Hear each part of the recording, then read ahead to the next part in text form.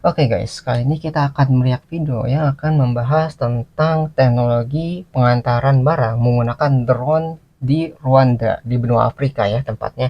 Nah, untuk mengetahui konteksnya, mari kita bersama simak videonya. Kita mulai This videonya. episode of Real Engineering is brought to you by Brilliant, a problem solving website that teaches you to think like an engineer. In the past few years, there has been a lot of buzz around the possibility of drone delivery services. Most think companies like Amazon will be the first to deploy them in their distribution centers, but few realize the technology is already in use for a Ya, jadi bayangin tuh sekarang drone tuh nggak perlu menggunakan jalur darat lagi ataupun jalan yang lebih lambat. Jadi langsung tuh kalau misalnya kita pesan barang ya langsung dikirimkan melalui udara. Itu kan sampai pasti lebih cepat. Misalnya kita pesan makanan, itu makanan mungkin nggak perlu 20 menit lagi untuk sampai ke tempat kita, tapi cukup dengan waktu 10 menit atau 5 menit itu bisa sampai ke tempat kita berada. Jadi makanan itu nggak jadi dingin, ya dalam dalam bentuk yang hangat, ya kita bisa menikmati makanan lebih baik lagi dibandingkan dengan tadi ya kalau misalnya jalur darat. Jalur darat itu tuh banyak macetnya, banyak kelemahannya, belum ngantrinya dan sebagainya gitu. Itu masalahnya banyak kalau lewat jalur darat. Ya, ketika lewat udara itu pasti lebih cepat lah. Apalagi lewat drone ini ya. developing world. More than 2 billion people across the world lack access to essential medical products like blood and vaccines due to poor quality or even non existent infrastructure. Last month, I visited Rwanda with Sam from Wendover Productions and Joseph from Real Life Lore. We were all struck by how modern and clean Kigali, the nation's capital, was, but just a short drive outside the city, the quality of roads deteriorated quickly. The country has been working hard to improve their transportation links over the past 2 decades. But of the 14,000 kilometers of roads in Rwanda, only 2,600 kilometers are paved. Jadi tuh dari 14.000 yang ada jalan di Rwanda hanya 2.600 doang. Jadi masih sedikit sekali yang jalannya itu bagus. Selebihnya tuh ya tadi ya jalannya masih tanah, masih jelek, masih rusak dan sebagainya. Jadi baru sedikit yang masih bagus. Ya jadi itu masalah di Rwanda. Jadi jalannya banyak tapi nggak bagus dan ketika hujan itu bisa menyebabkan lumpur. Ya lumpur ini kan bermasalah di perjalanan gitu, bisa menghambat transportasi. Uneven dirt roads that become incredibly difficult, if not impossible, to navigate during the country's raining season. We got a Lagi taste of hujan. this while on safari when our 4x4 got stuck in the mud, forcing us to get out and push. Keep in mind, we were looking for lines on this trip. Medical supplies, by nature, need to be on hand quickly. If a mother is bleeding out during childbirth, she cannot afford to wait 3 hours for blood to arrive, leaving people living in remote rural villages in danger. Zipline, the real reason we visited Rwanda, is working to solve this problem with their fleet of autonomous drones, each capable of carrying 1.6 kilograms of medical supplies, about the weight of 3 500 milliliter blood bags. Jadi gitu. Karena dari jalan tuh sangat sulit ya, medannya sangat sulit untuk dilalui, makanya menggunakan drone tadi. Jadi kan kalau darat nih, wah sangat sulit untuk sampai, udah mah lama, jalannya susah dan sebagainya. Jadi si orang ini ya di Rwanda ini dia menggunakan jalur udara lewat drone ini. Jadi zipline ini emang salah satu solusi gitu untuk menggunakan tadi transportasi lewat udara. Drones have a ton of geeky engineering design that was influenced by Zipline's design philosophies. Several unique factors influenced their designs. The first is the speed the plane needs to get into the air. The moment an order comes in, the clock has started, and Zipline aims to have their drone in the air in as short a time as possible. This is, after all, an emergency, and seconds count. Currently, they are averaging just 5 minutes from order to launch. That's the time it takes for an order to arrive in their on site pharmacy to launch. But for now, let's focus on some of the engineering challenges. Getting a plane into the air that quickly is pretty astounding. Some would struggle just to get a drone out of its case and flying in that time. And Zipline have come up with some amazing solutions to reduce those seconds. Just like a DJI drone, Zipline's plane needs a GPS connection in order to fly, as they are not piloted, they're autonomous. If you have ever flown a drone, you know it can sometimes take a little while for the drone to boot up and make a connection with the GPS satellite. So, to remove that delay, Zipline moved the GPS circuitry from the plane to the battery. This means it's always on and always connected. This innovation alone removed an average of 10 to 15 minutes off the launch time. The battery is one of 4 pieces of the plane that need to be assembled prior to flight. Oh, jadi itu ya. Jadi tahu kan kayak untuk menerbangkan kayak drone tadi itu membutuhkan waktu lama persiapannya tadi. ya 5 sampai 15 menit. Tapi dengan zipline ini dia memiliki teknologi untuk penerbangan lebih cepat gitu ya. Jadi banyak persiapan tadi GPS. GPS-nya itu dimasukkan ke dalam baterai sehingga dia nggak perlu lagi melacak ataupun dikalibrasi lagi karena terus menyala. Ketika terus menyala ya berarti nggak perlu di setel ulang. Itu satu kemajuan atau inovasi teknologi yang digunakan.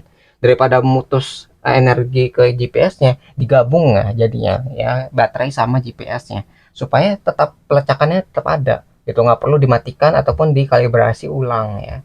Itu salah satu kecepatan yang bisa digunakan inovasinya. Inside the drop hatch of the fuselage, which is then placed on the launcher. The wings are then attached, followed by the battery. This modular design makes the plane much easier to handle, allowing staff to easily lift it into place. More Ya, jadi cepet tuh, kayak main Lego aja ya, langsung dipasang-pasang. Ini sayapnya mana, bagian pesawatnya mana, terus bagian baterainya. Jadi kayak main puzzle gitu lah. Jadi pasang-pasangin dalam waktu di bawah 10 menit mereka bisa mendapatkan tadi ya, langsung kebentuk nih pesawatnya. Gitu. Jadi untuk pengaturannya sangat mudah dan gampang sekali. components, so if there is a problem found with the wings during the pre-flight check, they are simply swapped out without having to start the entire assembly process over again. Jadi fungsi dipisah-pisah tadi tuh, jadi manfaatnya itu. Kalau misalnya ada kerusakan, dia nggak perlu pusing nih sama perusakannya, tinggal ganti sama yang masih bagus. Gitu. Jadi karena bagian yang terpisah itu mudah untuk dilakukan pengecekan dan perbaikan. Itu kalau misalnya rusak, ya nggak usah dipakai, cari yang masih bagus. Itu manfaatnya ya. Ketika bongkar pasang ini mudah dilakukan. Are often a lengthy process, and Zipline have come up with some cool solutions to hasten this step too. Checking the flight surfaces is done with a mobile app that connects to the launcher system. The launch pakai technicians itu ya, simply QR point the code phone's ya. camera at QR codes on each control surface, sending a message to the plane to actuate the control surface. The phone then utilizes a computer vision algorithm to make a pass or fail judgment for each control surface. Once the plane is ready and assembled on the launcher, the Ya, jadi gitu pengecekannya lewat QR code. Jadi kan ada QR code-nya ya, di sayapnya, di badannya, di bagian-bagiannya gitu. Nah, itu diceknya dengan cara tadi di-scan, nanti scan-nya itu memunculkan ke aplikasi di HP-nya. Nah, ini ketika di HP-nya, wah ini muncul nih, coba dites atas bawahnya, bisa nggak nih? Atau masih bagus nggak nih? Itu kalau misalnya nggak bisa, ya biasanya langsung diganti gitu sama yang masih bisa. Jadi cepet deh pengecekannya dan modern banget, tinggal di-scan langsung bisa ketahuan, wah ini mesin masih bisa digunakan nih, wah ini rusak nih harus diganti nih gitu. Jadi nggak perlu waktu lama nih atau nggak perlu ngira-ngira ini bagus atau enggak gitu ya, bisa langsung dicek di tempat. control surface. Once the plane is ready and assembled on the launcher, the next time-saving measure kicks into gear. Rather than telling you how this works, I'm going to show you. Diluncurkan. We spent 2 days at Zipline, and this never got old. The rail uses a pulley and an electric motor to quickly and safely get the drone up to speed, accelerating the plane to its 100 km/h cruising speed in just 0.3 seconds. Oh tuh ya, jadi si drone ini nggak ada rodanya, karena kalau rodanya tuh makin ribet lagi tuh, komponen-komponen masih banyak lagi tuh, roda harus dibentuk, sistemnya harus dibentuk dan sebagainya. Jadi untuk peluncurannya mereka tuh sangat mudah dengan cara pelontaran, dilontarkan dari station atau tempat hangarnya ya, itu langsung bisa terbang. Jadi mereka nggak perlu mikirin tuh gimana cara nerbanginnya, bagaimana cara memulai kecepatan awalnya, karena tadi kan harus dari diam untuk mendapat kecepatan sampai terbang itu membutuhkan energi juga kan, membutuhkan koordinasi dan sebagainya. Jadi itu prosesnya bisa dihilangkan sama sekali gitu ya dengan pelontaran ini. Jadi cukup dilontarkan dengan kecepatan 100 km ya, dalam waktu 0,3 detik itu bisa langsung diterbangin ke udara ya. Jadi bisa dihilangkan tuh proses awal untuk penerbangannya, langsung terbang di udara. Jadi sangat cepat tuh, nggak perlu mikir-mikirin ini nerbanginnya gimana ya, tapi langsung dilontarkan langsung terbang. Every time and reliably clears the obstacles in front of it. Takeoff and landing are the most difficult stages of a Ya, flight. ya. Jadi itu disebutkan untuk menerbangin ataupun menurunkan pesawat itu adalah salah satu bagian yang paling sulit. Kalian nerbangin tadi ya harus membutuhkan kecepatannya, membutuhkan apa ya, berapa faktor lah untuk menerbangkan pesawat itu banyak halnya. Nah, ketika itu bisa dipotong, berarti kan bisa mempercepat proses penerbangan. Yaitu manfaatnya di situ. The destination, the plane simply drops the supplies in an insulated cardboard box with a simple parachute, which can then be thrown away, meaning the clinics need no infrastructure to sign up as the client of the distribution center. Nah, tuh ya. Jadi ketika udah sampai ke tujuan juga, itu drone-nya nggak perlu mendarat lagi, tinggal jatuhin paketnya aja, karena paketnya tuh udah ada kayak parasutnya. Ya, jadi sangat cepat sekali, nggak perlu tuh kayak, wah ini mendaratkan paketnya gimana ya biar nggak rusak. Ya gampang, paketnya dikasih parasut supaya nggak perlu pesawatnya itu turun atau drone-nya turun, dia hanya perlu menjatuhkan barangnya saja. Dan ketika barangnya jatuh itu dalam kondisi yang aman karena tadi ada parasutnya, yaitu mempercepat prosesnya. Dan si rumah sakit juga nggak perlu menyediakan tempat untuk si drone ini mendarat. Bayangin kalau misalnya si drone-nya harus mendarat ya, harus apa ya, turun dulu gitu. Itu kan berarti rumah sakitnya harus menyediakan tempat, yang harus ngebuat dulu nih stasiunnya. Terus sedangkan tadi ya yang kayak gitu kan butuh biaya tambahan. Kalau misalnya dijatuhkan barangnya ya udah cukup. Itu hanya pesawatnya datang, jatuhin barang, pesawatnya balik. Gitu ya, simpel sekali cara kerjanya. To land, the procedure to allow it to land with no pilot is even more incredible. Once again, I think it's easier to just show you how it works. Oh, It ditangkap may be gitu ya. difficult to keep track of everything that happened there, so here it is again in slow motion. There is a Kita lihat small tuh ya. hook at the end of the tail boom, which will grab the wire strung between the two actuated arms on either side of the capture system. It's hard to see in real time, but in slow motion, you can clearly see that the arms actually raise up at the last moment to catch the hook. The plane is communicating its location in 3D space with the radio receivers next to the platform, allowing the wire to stay out of the way until the last moment, minimizing any risk of collision with the wire. The capture system misses about 10% of the time, but the plane is programmed to immediately detect a miss and throttle up its engines to gain altitude and make another pass. An older design of this system Itu canggih banget ya, cara nurunin pesawatnya juga dia nggak perlu nyari landasan atau sebagainya, cukup ke tempat station di mana dia tuh diturunkan. Jadi menggunakan kawat tadi ya, langsung ditangkap gitu. Jadi dalam waktu singkat dia bisa diturunkan. Ya jadi proses sangat singkat. Untuk penerbangan dia diluncurkan, untuk mendarat dia hanya perlu ditangkap. Ya jadi tuh ya apa kecepatan eh, penggunaan teknologi zipline ini. that caught an actuated wire closer to the ground, which then slowed the plane down enough for it to land softly on an inflatable pad. Tuh, teknologi This awalnya. system was fraught with design issues.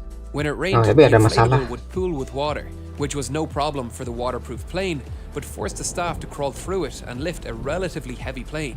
It was neither comfortable or ergonomic. Nah, jadi teknologi awalnya itu masih pakai bantalan tadi. Tapi kalau misalnya cuaca yang nggak mendukung kayak hujan, itu bisa mengganggu proses pendaratannya. Kan tadi bantalannya itu kan bisa mengumpulkan air karena dia melengkung gitu kan, karena apa ya sudah ada pesawatnya.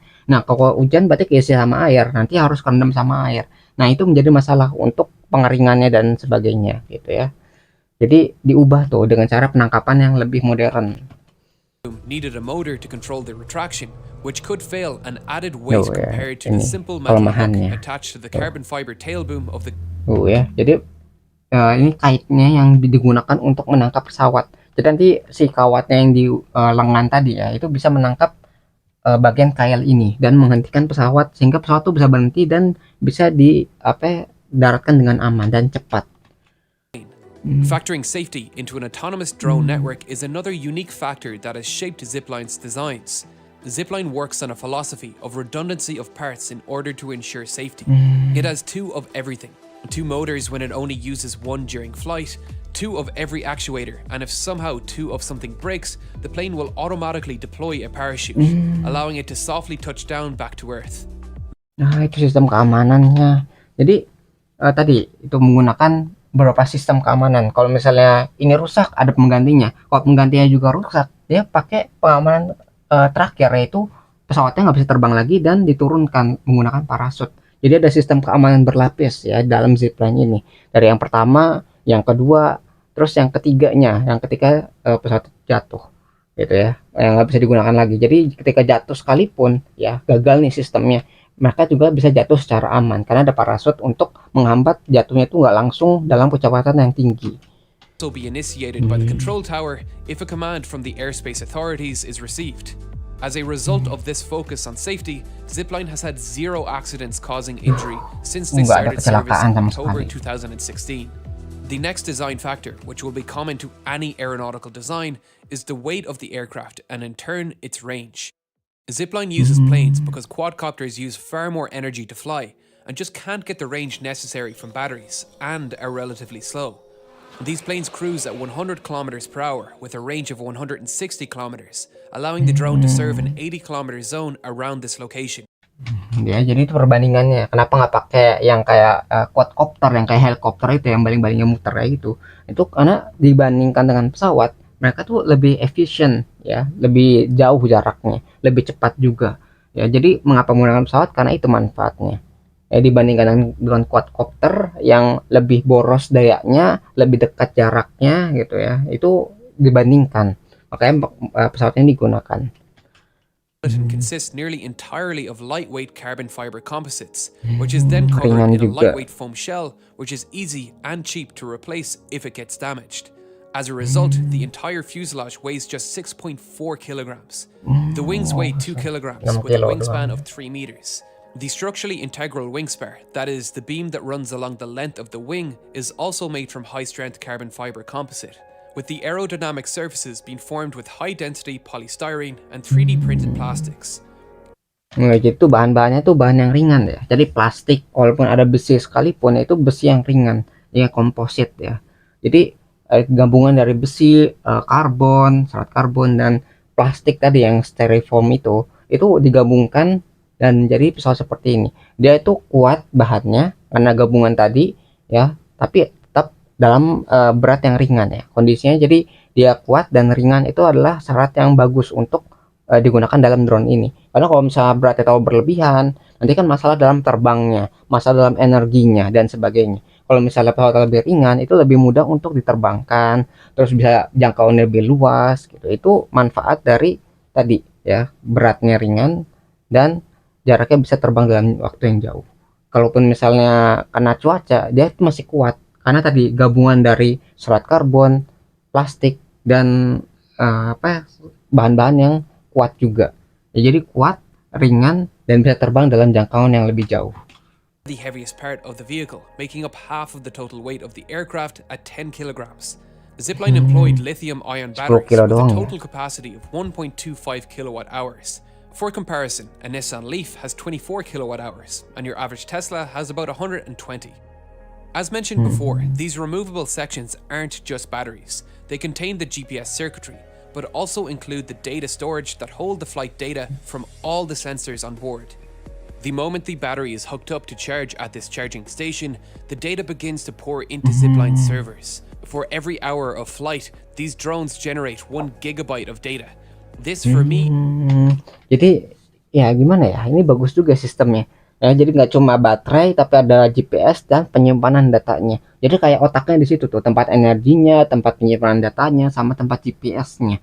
Jadi bisa dalam satu tempat dan itu efisien sekali. Ya, apalagi tadi tinggal digunakan dan mudah aplikasinya ya.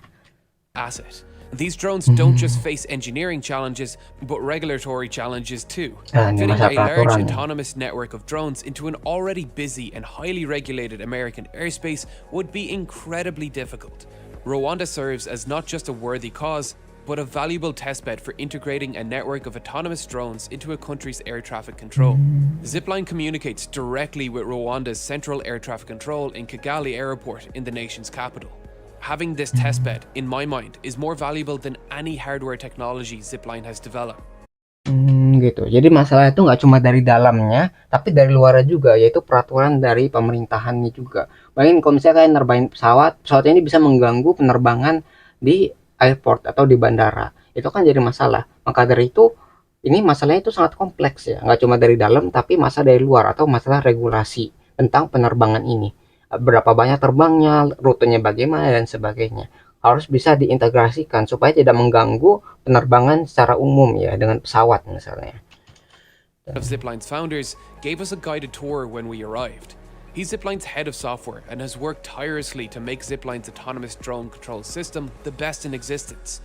A quick look through patents attributed to Ryan will uncover a slew udah punya of designs paten, related to ya. automated drone management systems, like patent 9997080, Decentralized Air Traffic Management System for Unmanned Aerial Vehicles, which describes software solutions to allow multiple UAVs, which have no way of detecting other UAVs in their airspace, to avoid collisions. This testbed and data is going to allow Zipline to continue to churn out designs and concepts. Yaudah, jadi teknologi udah modern banget. Jadi itu setiap pesawat itu bisa mendeteksi ini. Oh, ini bakal bentur nih, bakal tabrakan nih. Mereka bisa menghindar gitu. Itu udah ada patennya sekarang ya. Dengan teknologi udah diterapkan dalam Zipline ini. Gitu ya, udah canggih sekali ya Churn teknologinya. out designs and concepts to optimize the control of the drone delivery network and ultimately allow them to expand into new territories with busier airspaces. This month they are expanding within Rwanda, opening a second location to serve the east of Udah buka Rwanda. cabang. This could eventually grow into a supply chain, allowing drones to hop between bases, getting their batteries swapped out in a couple of minutes and be on their way. This Jadi gitu ya. Untuk mengcover satu daerah itu dia bisa dalam jangka yang nggak terlalu jauh. Gitu. Jadi ketika udah habis nih, wah baterainya udah habis ke stasiun berikutnya. Nanti bisa diganti baterainya. Ketika udah diisi baterainya udah aman, nanti terbang ke stasiun berikutnya. Terus begitu sampai ke tempat tujuannya. Jadi nggak perlu banyak stasiun, tapi perlu jaraknya nih diukur. Oke, ini misalnya 80 km nih. Berarti nanti bangun stasiun berikutnya 80 km juga supaya bisa disambung menyambung dan bisa mencakup daerah yang sangat luas operasinya. Itu modern sekali ya ini untuk pengantaran barang menggunakan drone seperti ini. Outside of just developing countries, it could be used in disaster relief scenarios when roads Jadi, become kalau bencana. impassable due to flooding. It also allows itu supplies dia. to be centralized. Hospitals often have to carry more medical supplies than they need. Keeping stocks of medical supplies with short shelf lives inevitably leads to waste. Incredibly expensive waste that costs the taxpayer money.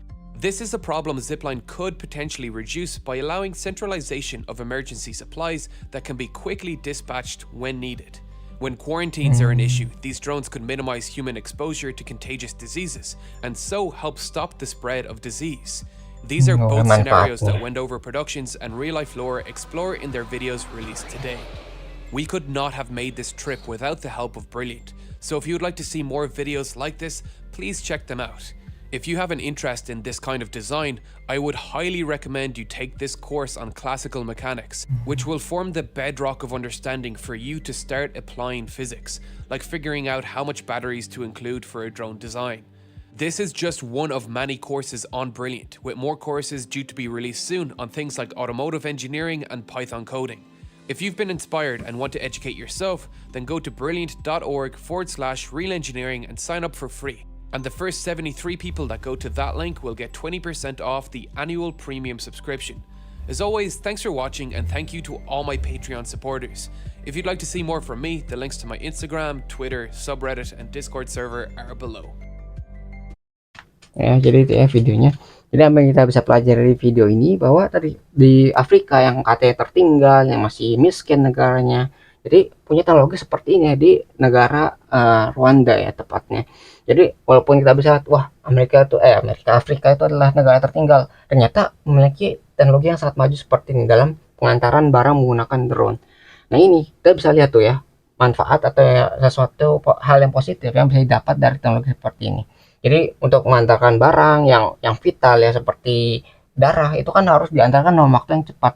Karena kalau misalnya dalam waktu yang lambat, darahnya bisa rusak karena kan suhunya itu berubah. Lalu pasien yang menerima juga bisa meninggal karena kan nggak bisa tuh si pasien tunggu dulu ya 5 menit, tunggu dulu ya sejam gitu untuk menunggu darah yang kekurangan tadi gitu. Jadi sampel bisa menyelamatkan banyak nyawa, bisa mengantarkan barang dengan cepat dan sebagainya. Jadi banyak manfaat yang bisa didapat dari teknologi seperti ini.